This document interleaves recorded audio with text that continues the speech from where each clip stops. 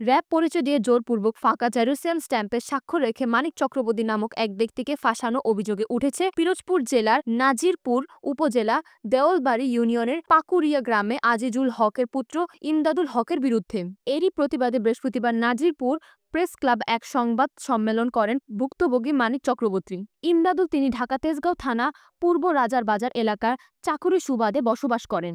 মানিক চক্রবর্তী একই ইউনিয়নের মৃত মেঘনাথ চক্রবর্তীর ছেলে। সংবাদ সম্মেলনে ভুক্তভোগী জানান ইমদাদুল হক তার পূর্ব পরিচিত। দীর্ঘদিন পূর্বে জনকল্যাণ সমবায় সমিতি লিমিটেড নামে একটি প্রতিষ্ঠানে বিভিন্ন মেয়াদে 7 লক্ষ টাকা শেয়ার ক্রয় করেন ঢাকা চলে যান।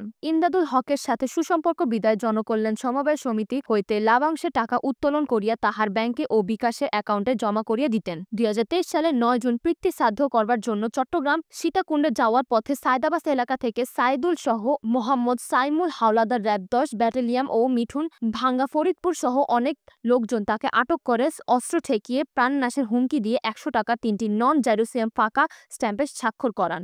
কিছুদিন পর এমদাদুল বাড়িতে এসে এই জায়গা জমি দখলের চেষ্টা করে। পরবর্তীতে বিষয়টি নিয়ে 2023 সালে 22 নভেম্বর স্থায়ী গণমান্য ব্যক্তিবর্গের মধ্যে 3 নং দেওলবাড়ি ডোবরা ইউনিয়ন পরিষদের চেয়ারম্যানের অস্থায়ী কার্যালয়ে বসে তিমির চক্রবর্তী, আব্দুল রহমান, সাফায়াত ব্যাপারী ও ইমদাদের ছোট ভাই হাফিজুল রহমানের নিয়ে চেয়ারম্যান 2,50,000 টাকার মাধ্যমে মীমাংসা করে দেন। বর্তমানে এই চক্র ভাড়াটিয়া লোকজন পাঠিয়ে তাকে বাড়ি ছেড়ে ভারতে চলে যেতে বলেন। এ নিয়ে চলতি বছরের 12 জানুয়ারি নাজিরপুর থানা ভুক্তভোগী একটি লিখিত অভিযোগও করেন।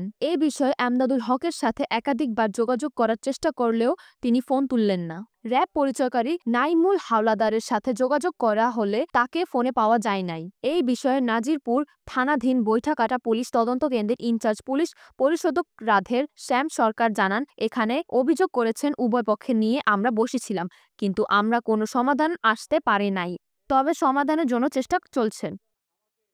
আটক করে অস্ত্র ঠেকিয়ে প্রাণনাশের হুমকি দিয়া 100 টাকার 3টি নন জুডিশিয়াল ফাঁকা স্ট্যাম্পে স্বাক্ষর রাখে।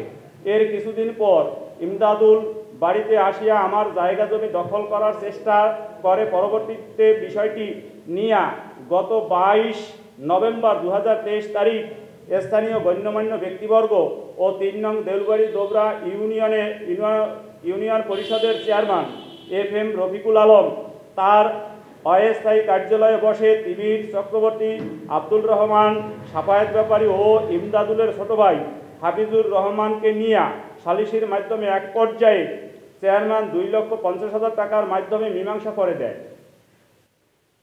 এবং মীমাংসায় উল্লেখ থাকে জনকল্যাণ সমবায় সমিতি থেকে টাকা উদ্ধার করে আমার 2,50,000 টাকা ফেরত দিয়ে দিবে। কিন্তু ওই সমবায় সমিতির নামে কোনো মামলা না করে পুনরায় আমার কাছে 4,50,000 টাকা দাবি করে এবং বিভিন্ন সময় ভাড়াটিয়া লোকজন পাঠিয়ে আমাকে বলে টাকা দিবি, না হয় বাড়িঘর ছাড়িয়ে ভারতে চলে যাবি। আমি অসহায় মানুষ, নিরুপায় হয়ে আমি আপনাদের শরণাপন্ন হইলাম।